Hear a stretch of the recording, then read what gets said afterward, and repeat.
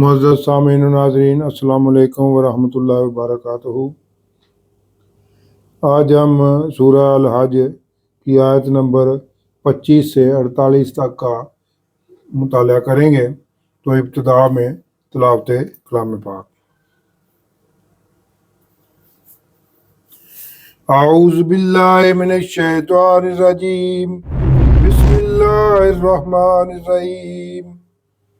ان الذین کفروا ویصدون عن سبیل اللہ والمسجد الحرام الذی جعلناہ للناس سواء العاکف فیہ والباد ومن یرد فیہ بالحاد بظلم نذقہ من عذاب علیم۔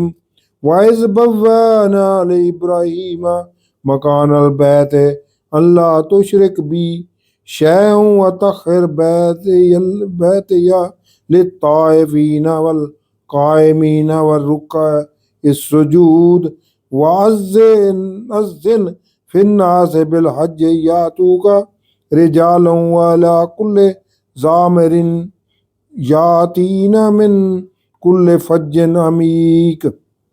صدق اللہ العظیم۔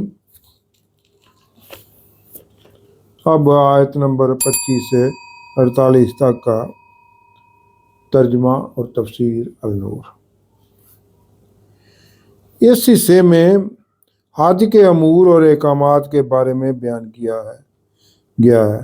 بے شک ابتدا اس طرح ہے، بے شک جنہوں نے کفر کیا اور وہ روکتے ہیں لوگوں کو اللہ کے راستے سے اور مسجد حرام سے، جس کو ہم نے سب کے لیے برابر قرار دیا ہے، چاہے وہاں کے رہنے والے ہوں یا باہر سے آنے والے ہوں، اور جو اس میں کسی ظلم کا ارادہ کرے ٹیڑھی راہ کا، یا اسے ہم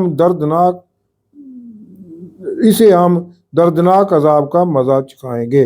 اور جب ہم نے ابراہیم علیہ السلام کو اپنے گھر کعبۃ اللہ کی صحیح جگہ بتائی کہ وہ بیت اللہ کی اس جگہ تعمیر کریں جہاں آدم علیہ السلام نے غالباً اللہ کے گھر کی بنیاد رکھی تھی، جس کی نشانی سیلابوں کی وجہ سے معدوم ہو چکی تھی، اور جب تعمیر ہو چکی تو حکم دیا کہ میرے ساتھ کسی کو شریک نہ کرنا۔ یہ اللہ رب العزت کی وہ تبلیغ ہے۔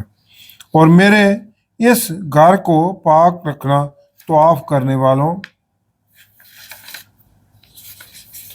کے لیے اور اعتکاف کرنے والوں کے لیے اور رکوع کرنے والوں اور سجدہ کرنے والوں کے لیے، اور یہ بھی کہ لوگوں میں حج کی منادی کرا دو۔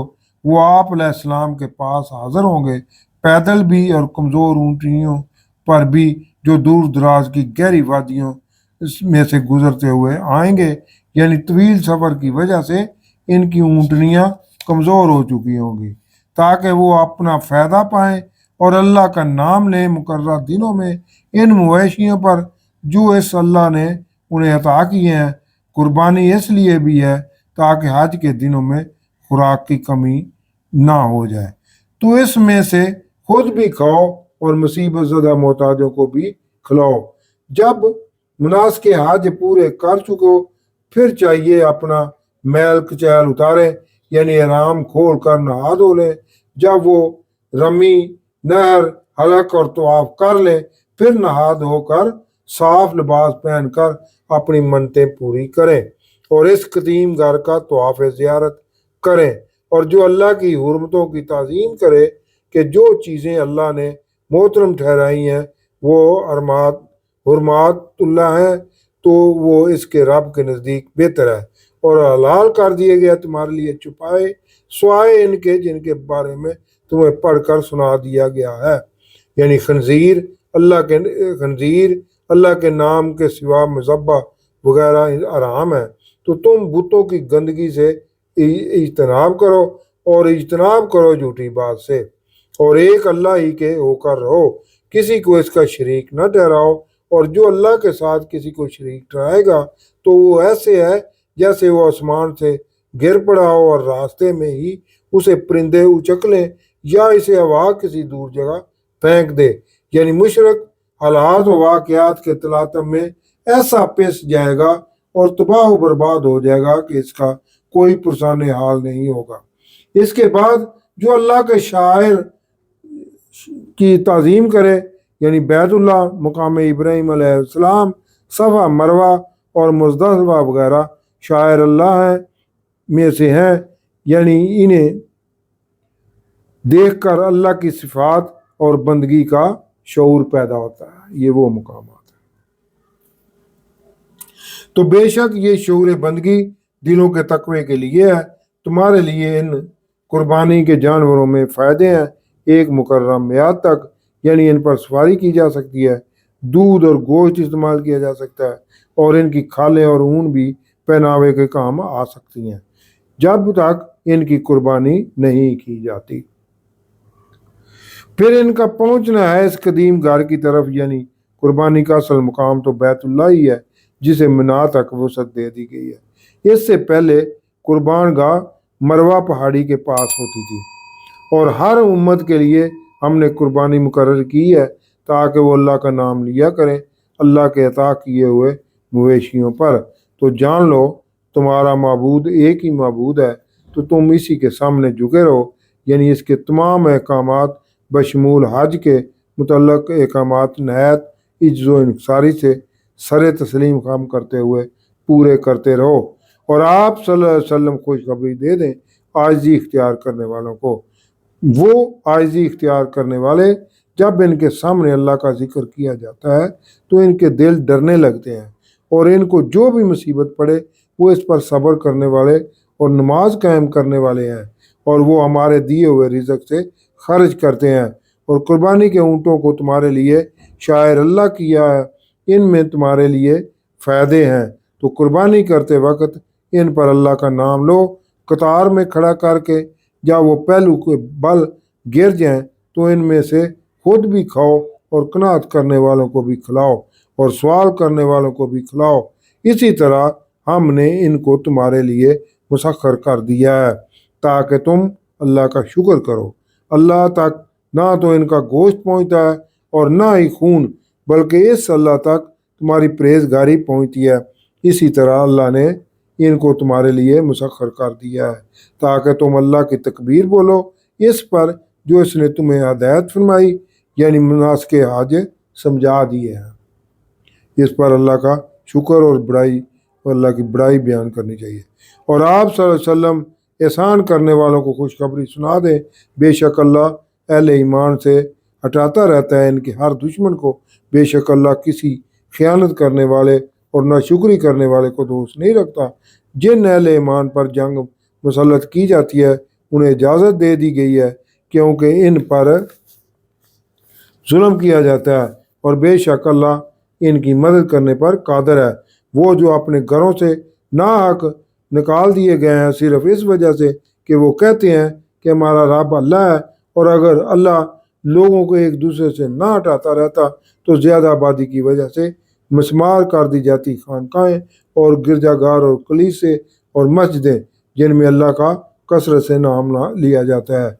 और बेशक अल्लाह ज़रूर मदद करेगा इसकी जो उसके दीन की मदद करेगा। बेशक अल्लाह कवी और अजीज़ है।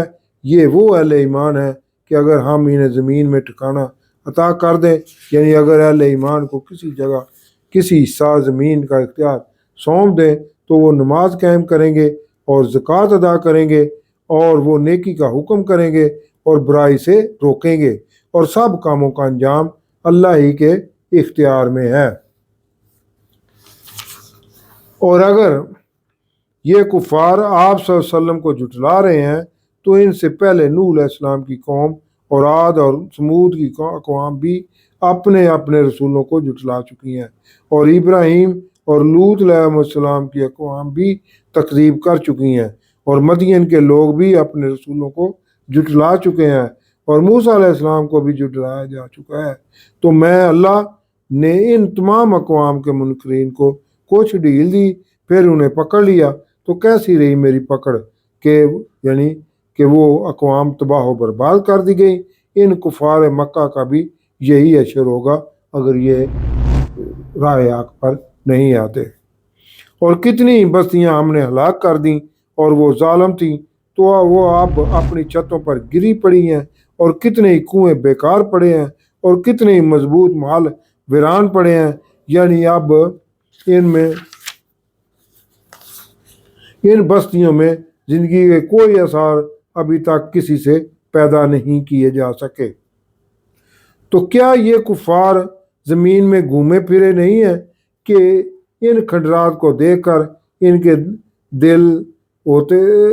دل ہوتے کہ ان سے سمجھ سکتے، اور کان ہوتے کہ ان سے قرآن سن سکتے، یہ کہ آنکھیں اندھی نہیں ہوتی بلکہ جو دل سینوں میں ہے وہ اندھے ہوتے ہیں۔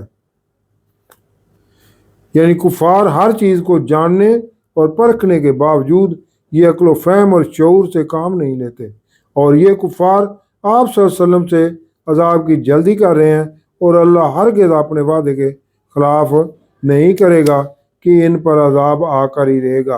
اور بے شک آپ صلی اللہ علیہ وسلم کے رب کے نزدیک ایک دن 1000 برس کا ہے جو گنتی تم کرتے ہو، یعنی اللہ کے نزدیک دنیاوی 1000 سال ایک دن کے برابر ہے۔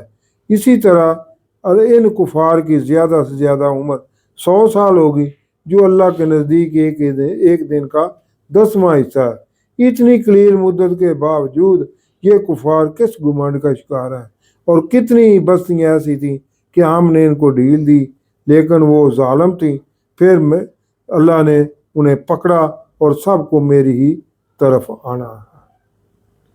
صدق اللہ العظیم۔